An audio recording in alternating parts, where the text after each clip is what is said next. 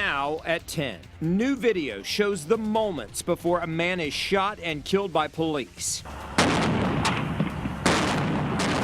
Why the officers were cleared of wrongdoing. Driving the wrong way across a median, even over a roundabout. Why the man behind the wheel was running from the law. The CMA Awards are over, but the party's just begun. We're taking you live to the red carpet in Nashville. A look you're not going to get anywhere else. 5 Eyewitness News starts right now.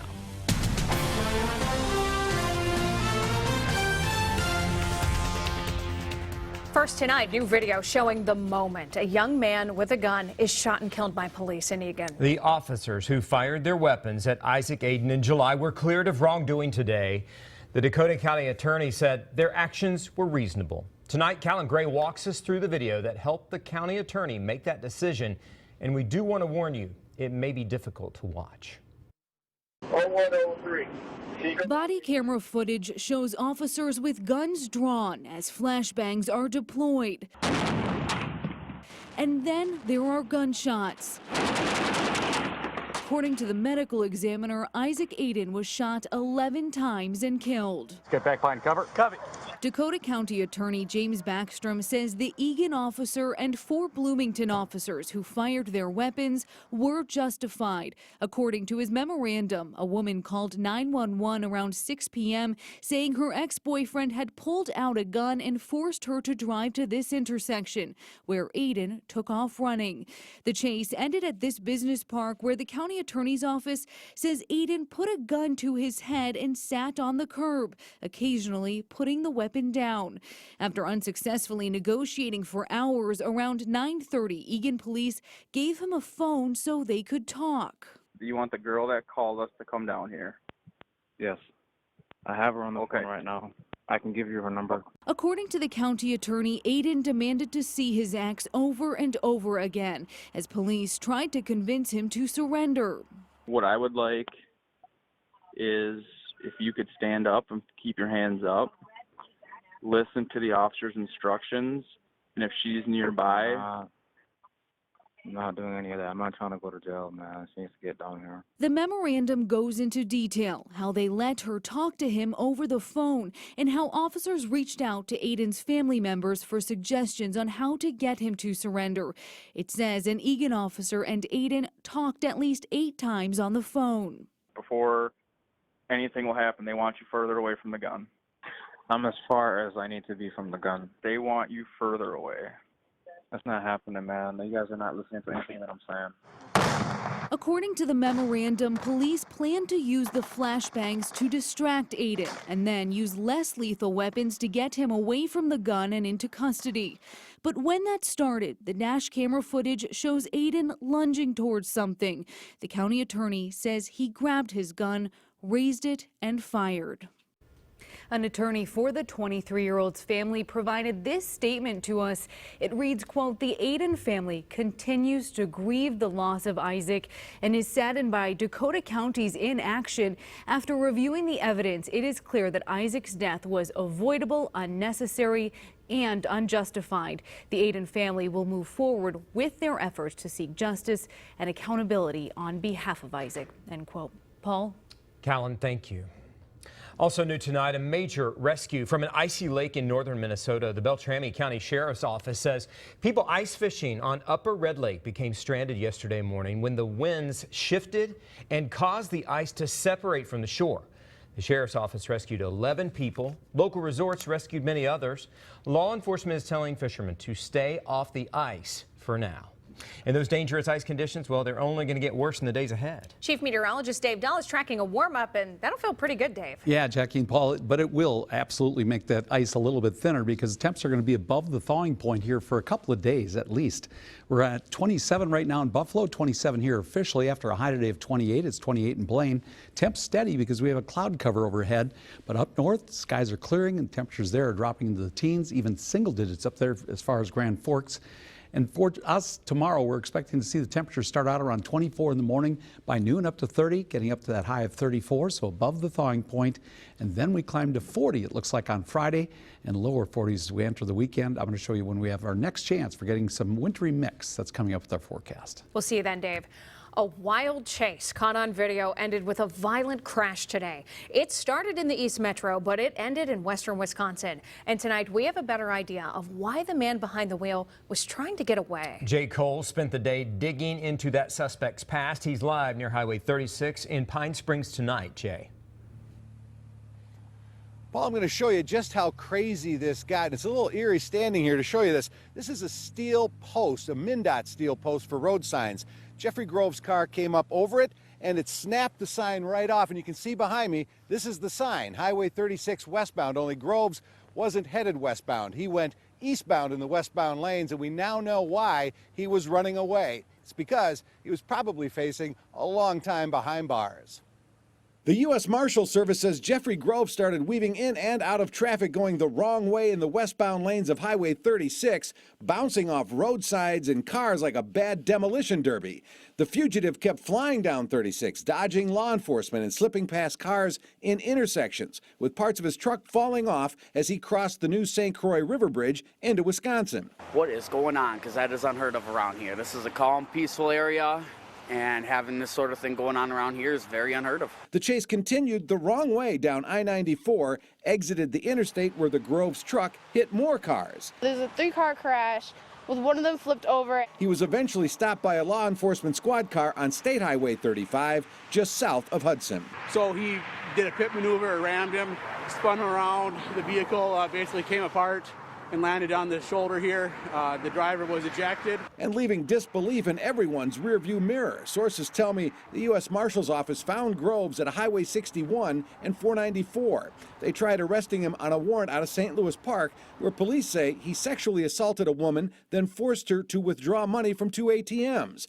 Groves has a long criminal history that includes convictions for other violent crimes dating back many years. Well, this was a bad guy. Now, Groves was taken to Regions Hospital. He has serious injuries. St. Louis Park tells us they are now working with the Hennepin County Attorney's Office, and charges could be filed against Groves as early as tomorrow. Reporting live in Washington County, Jay Coles, 5 Eyewitness News. Okay, Jay, thank you. A man on his bike died this morning when he was hit by a school bus in Brooklyn Park. It happened at 65th and Zane. Police say the bicyclist had been riding on the sidewalk, and that crash happened right near the intersection. 10 kids were on the bus, headed for a charter school. They are all okay. At this point, police say there are no signs of criminal negligence. The name of that bicyclist has not been revealed. We now know the name of the 75-year-old man who died just days after he was punched getting off of a bus. He's been identified as Sherwood Jabril of Minneapolis. The medical examiner ruled he died of complications of blunt force head injuries. That attack happened last Wednesday in South Minneapolis. Leroy Davis Miles is charged with second-degree murder. Investigators say Jabril asked him and some others to quiet down while they were riding the bus. Investigators say Davis Miles hit Jabril after they got off the bus. Jabril hit his head on the pavement. An embattled University of Minnesota professor is out. 5 investigators learned today that Aaron Deering has resigned. Deering had been on paid leave for nearly a year after assaulting an ex-girlfriend. And despite a domestic assault conviction in that case, Deering continued to collect a paycheck from the U of M while on leave. On top of that, 5 investigators uncovered that Deering had billed tens of thousands of dollars in questionable expenses to the university. Now, the U of M has not said whether Deering will still collect a pension or whether there was any kind of payout for him to leave. Deering has not responded to 5 investigators' request for a comment. Country music's biggest night just wrapped up right here on 5 Eyewitness News. The 53rd Annual CMA Awards recognize country music artists, specifically women in the industry. Twin Cities Live reporter Kelly Hansen has been taking it all in tonight. She joins us live to take us all backstage in Nashville. Hey, Kelly. That's right, Jackie. We are in a spot you're only going to see right here on 5 Eyewitness News. We are backstage in the Media Center, and as you can see, Luke Combs just took the stage. He is posing with those coveted CMA awards. He just won Male Vocalist of the Year, and he has been recognized throughout the evening. We're just waiting now on Entertainer of the Year, Garth Brooks, to take the stage. We're going to stick around for that. But, you know, it's been a really big night for a lot of artists, including a local Minnesotan. You know, the country country song, Blake Shelton's God's Country. It won Single of the Year. Well, that song was written by a Minnesotan, Jordan Schmidt. He grew up in Duluth. We talked to him on the red carpet tonight, and he was very excited to be there. He thought, you know, I don't know how I'm here. This song got me here. So I'm excited to see how he's celebrating tonight. I'm sure he's having a great time out on Broadway celebrating his big win as well. You know, it's been an exciting night tonight. Again, we're just waiting for Garth Brooks to take the stage. He won Entertainer of the Year a couple years ago when I was here, and he stays on stage for quite a long time. We're going to be live tomorrow morning at 6 a.m. right down on Broadway. A little sleep for us here, but it's very, very fun and all worth it. We're going to be there tomorrow morning. Kelly Hansen, 5 Eyewitness News. Next at 10, the impeachment hearings begin. Why much of the focus today was on a second phone call. Plus, a new push to get a handle on guns. What the Attorney General says is jamming it up. We're warming up as we head toward the weekend. I'm going to show you when we reach the 40s again with your forecast as 5 Eyewitness News at 10 continues. Historic day in Washington with the first open impeachment hearings in the United States in more than 20 years. William Taylor, the top U.S. diplomat in Ukraine, and State Department official George Kent gave their testimony to a House committee. They answered questions about President Donald Trump's phone call where he asked the president of Ukraine to investigate Joe Biden and his son Hunter. One new detail that came to light revolved around another phone call. Taylor testified that one of his staffers overheard a call between the U.S. ambassador to the European Union, Gordon Sondland, and President Trump. Now, according to Taylor, the staffer said he heard the president ask Sondland about the status of the investigations. Ambassador Sondland told President Trump the Ukrainians were ready to move forward. Following the call with President Trump, the member of my staff asked Ambassador Sondland what President Trump thought about Ukraine. Ambassador Sondland responded that President Trump cares more about the investigations of Biden, which Giuliani was pressing for. At the time I gave my deposition on October 22nd, I was not aware of this information. I'm including it here for completeness. Now, Taylor says that phone call happened one day after the call that sparked the impeachment inquiry. When asked about the hearings, President Trump said he was too busy to watch, calling it a joke. He also said that second phone call never happened.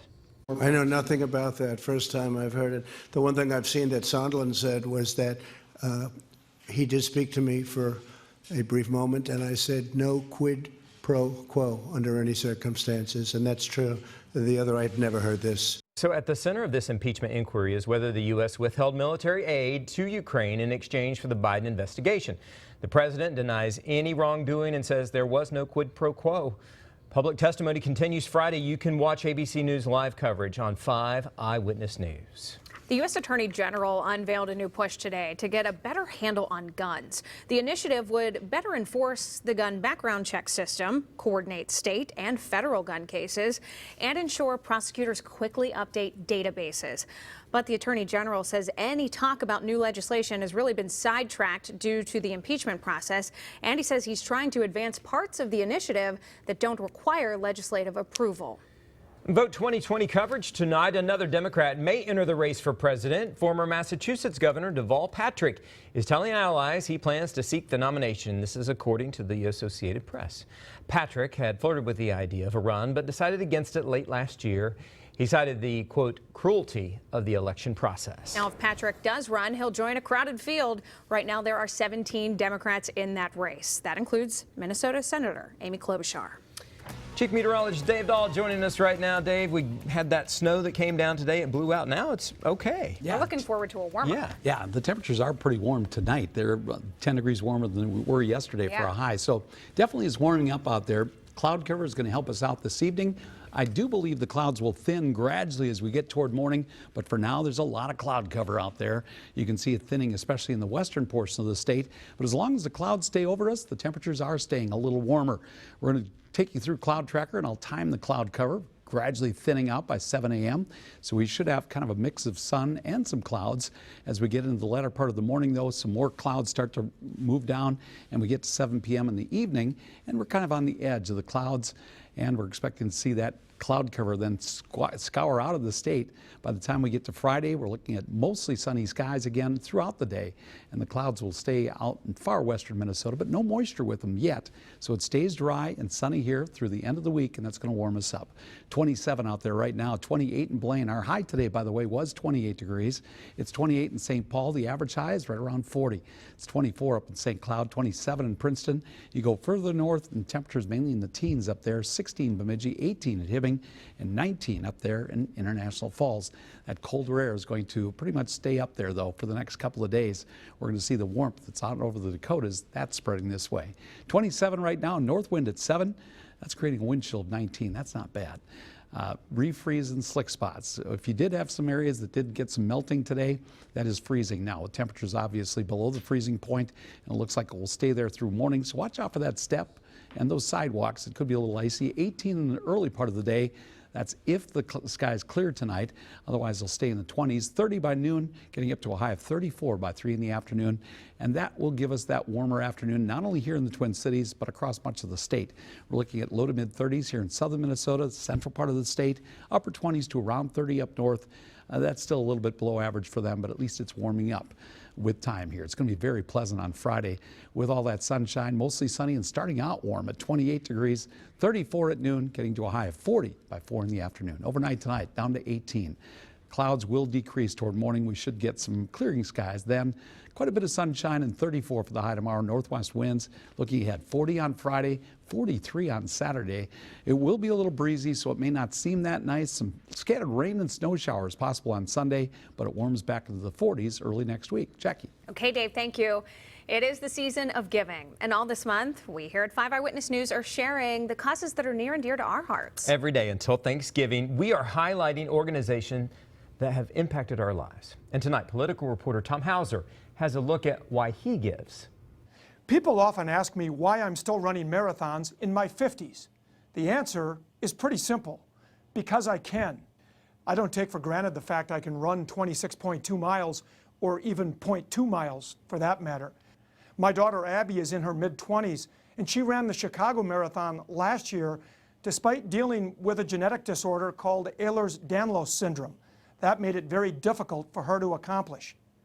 In 2020, I'm going to run the Boston Marathon for the Stepping Strong Foundation. It was founded by parents of a young girl who was one of the scores of victims of the Boston Marathon bombing in 2013. They were so grateful to first responders who helped save both of their daughter's legs. They want their foundation to teach other first responders the latest techniques to help people who have traumatic limb injuries. I'm Tom Hauser, and that's why I give.